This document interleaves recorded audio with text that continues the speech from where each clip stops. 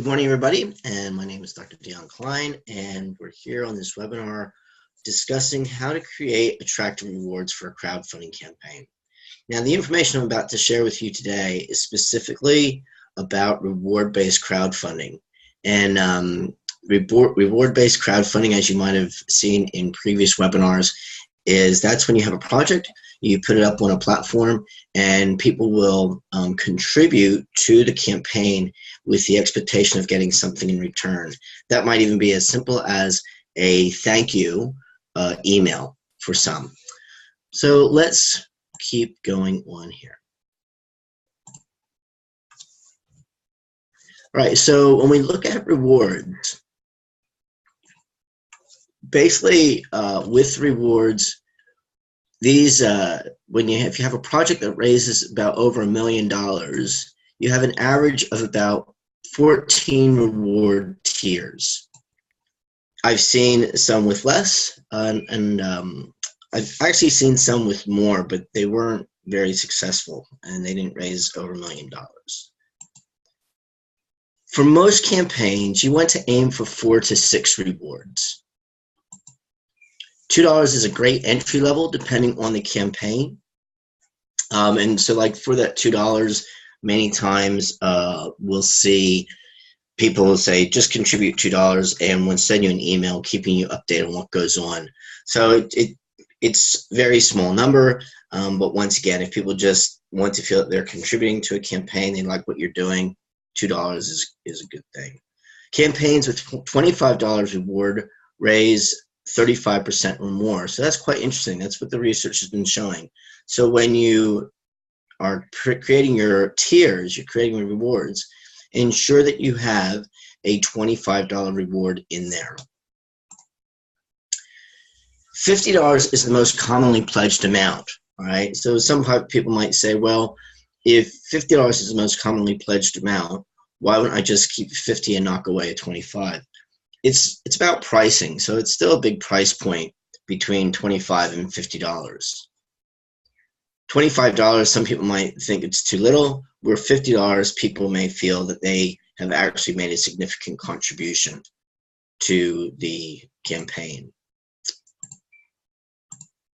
And then you also want to include 1 or 2 stretch rewards. Now, what stretch rewards are those that you might get one person out of the blue doing it. So for example, if I have a tier, I have, let's say, a 2, a 5, a 10, a 25, a 50, a 100, a 500, and 1,000. Your 500 and your 1,000 may be those 2 stretch rewards, because what you have to offer, it might be exclusive. And for most people to give $1,000 campaign, and once again, it depends on your campaign and it depends what the reward is. It may not be realistic to a certain extent to get that. But I've seen campaigns that would have this stretch reward even up to $5,000, sometimes 10, and they would get one person just out of the blue that totally believed in the campaign that they were doing. The story was right.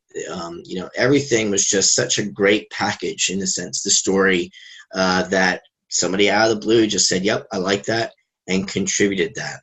So, have those in. The thing, though, is when you put those in and you base your numbers on that, don't bet that those are going to happen. Treat that as that's going to be more of the icing on the cake.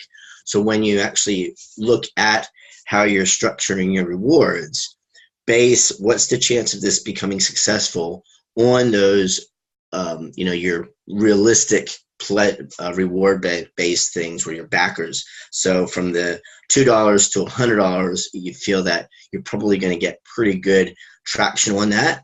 And as I said, you might get the outlier of the 500, the 1,000, the $5,000 reward as well. So here's a simple example, and you can go on any platform, Kickstarter, iPledge, Indiegogo, Possible, to look at what other people use as a reward.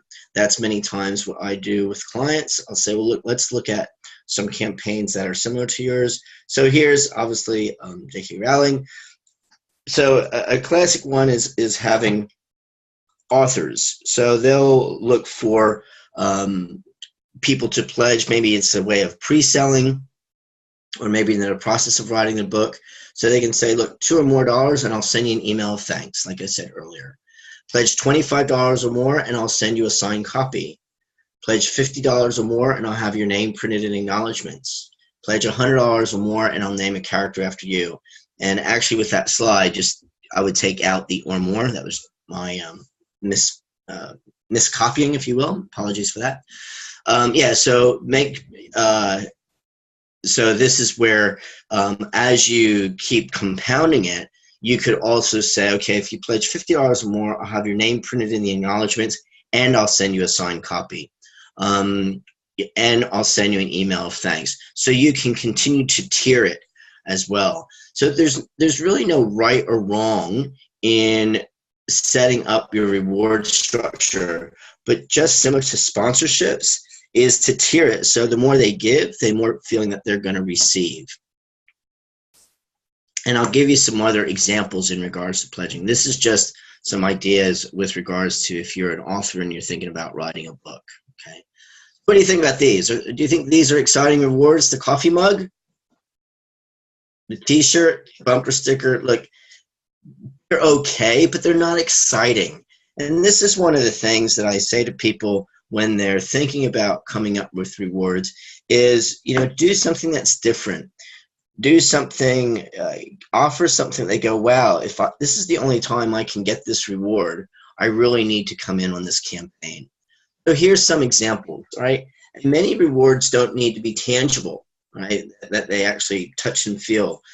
Some of them can be digital rewards, or like we said in the previous slide, actually naming a character after you or putting you in the acknowledgments. One of a kind or one-offs. So this is the only time, and that's where you can put in those stretch goals of this is the only, we're just selling one. And so if you're going to give $5,000, you will be the only one that gets this. So you have some exclusivity around the reward. Fun experiences. Once again, make sure it's in line with your campaign that you're doing, and you want to create that fun. So a lot of people are seeking out these kind of fun experiences. Becoming involved or some kind of acknowledgement, like we said earlier, being acknowledged in the credits.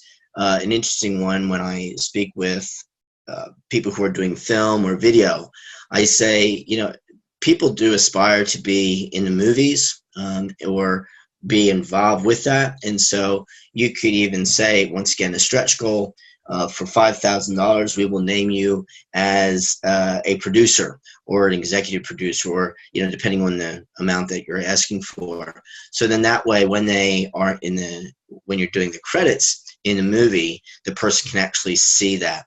I know somebody who they contributed, I think it was it might have been $5,000 for a play. And so then they could put on their resume, so to speak, that they produced the play because of, in a sense, contributing to a crowdfunding campaign. Special visit to or from somebody, a special visit from maybe, who knows, I was speaking with this one organization. It was a basketball organization, and they had a few really great name stars who used to play in the States and played for the NBA. And depending on the relationship you have with that person, you could say, and look, you're going to get a special visit from, Luke Longley, and you can have a 1-hour session with him in anything you want with regards to basketball. So these, once again, is kind of a one of a kind, and then also a special visit from.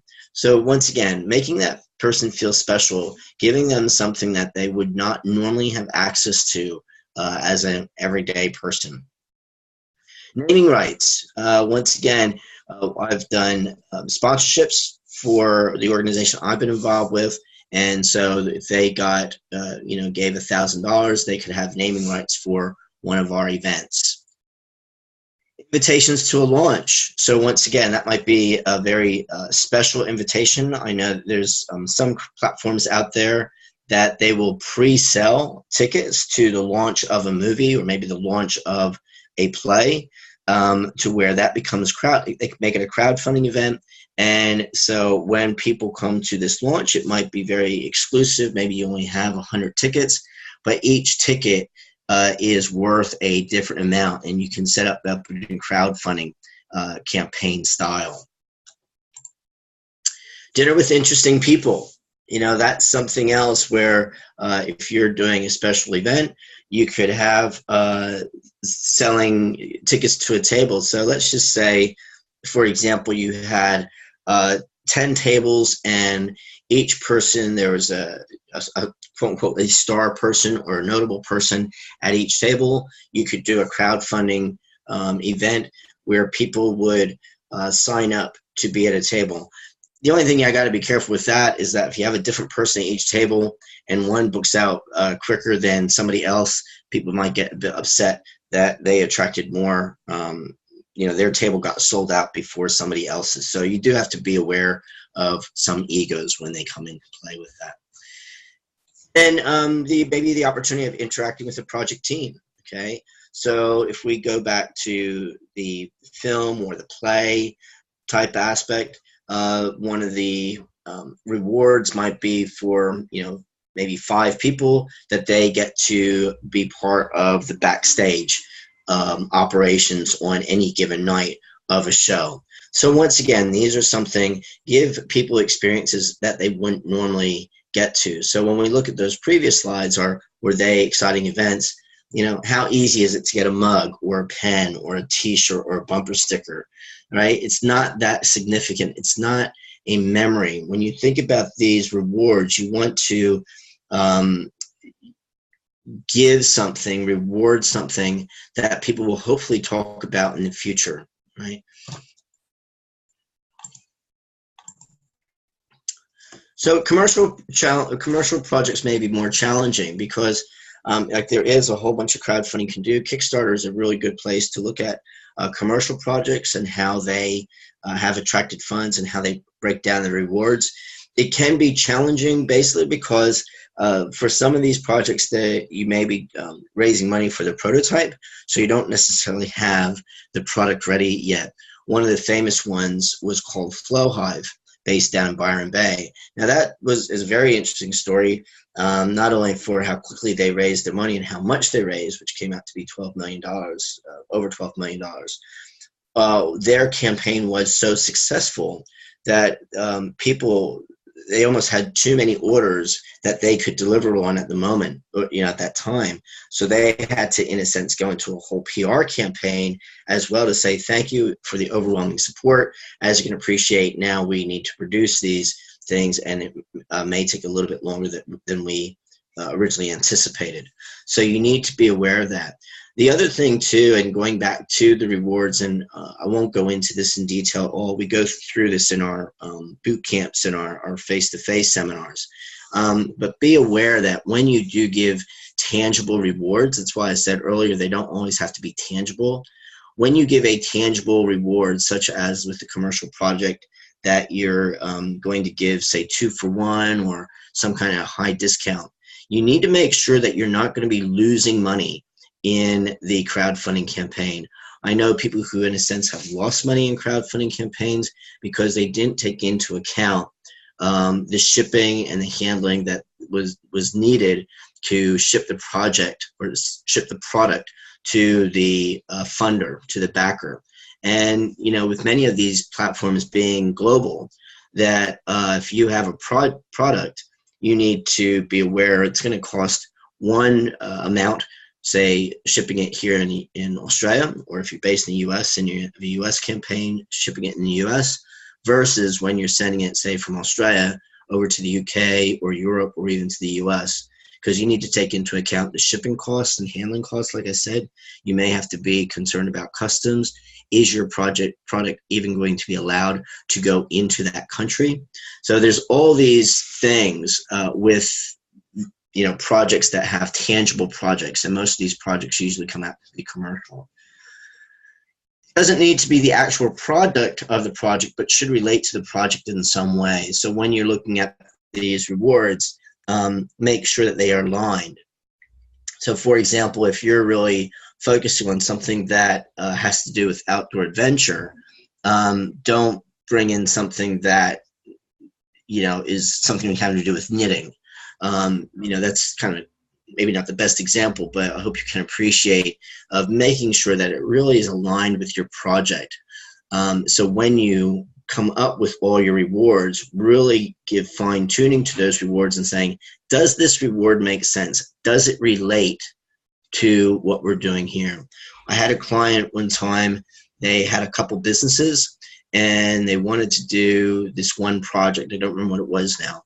But they said, why don't I give them this, which is another part of my business, as a reward? And I said, well, you can, but I don't really see the connection, with the exception that it's your business. So that reward really needs to support your campaign project, if you will. The rewards give an opportunity to explore strategic linkages as well. And, never underestimate the power of the linkages, because if you, depending on the reward, say it is, well, the project, say it's obviously a fundraiser, you can have various partners around you already and say, well, look, let's go in this together. And then you're also promoting those strategic linkages. So people, obviously will back your project. Mainly, they like you, they know you, they trust you. Okay, so it's through your own networks. They like the cause. They want to get maybe the rewards. They think they're pretty groovy. And the last one is they just want to be part of that basically social club. So if everybody's on this project, they'll go, geez, I don't want to miss out. So when you approach that with strategic alliances, you can look to them and see if they're going to help you, if you can leverage off of their strategic alliances, similar to a sponsorship, where from the mindset of the sponsorship, that, yeah, they want to align with your project or your organization because they believe in what you're doing. So it would be the same thing, forming strategic alliances in a crowdfunding campaign. Spreading the word, spreading the word becomes really, really important with the rewards. So once again, if you have some pretty, classic rewards there, or, if you want to call them sexy rewards, that it's really attractive to people, well, then they hopefully will want to spread the word and say, hey, look at this campaign. They have some really cool rewards. And maybe there's different ways that you can thank those people for sharing the love, so to speak.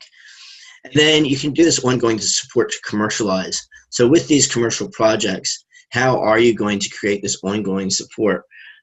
When we do these commercial projects, many times the companies that do them, they not only do it for, in a sense, pre-selling and raising the money, they also do it that they can increase their database and, show these are how many people actually are interested in our products. So it might be phase one of their whole fundraising strategy to show that this is how many people are already interested in our product. So now they might go for an initial fundraising to say angels, raise $500,000, and now they have that, in a sense, social proof that these people, that they do have a command. And there's been examples of that many years ago. Pebble Watch, there was a couple other ones where the one company went to Apple and I think it was Sony, and they were showing this watch, and the companies kind of blew them off and said, just go away.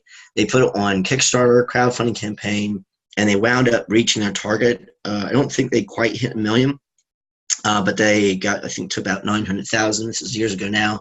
The most important point there, though, was they had over 10,000 backers. So what that showed is that there was a market for their product, and I think the story went that they were, either Apple or Sony came back to them and said, oh, look, we're interested. And I think they actually said, no, we're all good, because they got the money. Why would they need the big player at that time? So just look at these various things. In essence, creating the rewards are pretty similar, no matter if you have a not-for-profit organization or a commercial project. In any case, you still need to make sure that the products that you're putting together or that you're offering, and even the service, that you allocate money for that, putting it into the whole mix. from a budgeting point of view. So for each reward, and this is on any platform, you're going to need to determine the amount of money that you, first off, the amount of money that you need to raise, and be very realistic with that. And then from that, when you determine the amount of money that you need to raise, that will then help to decide, well, what's our breakdown of the rewards to offer to people. And then you're going to determine the limit. So once again, you'll figure out what the reward is, how much each one is valued, and then how many you want to give away. So obviously, if you have an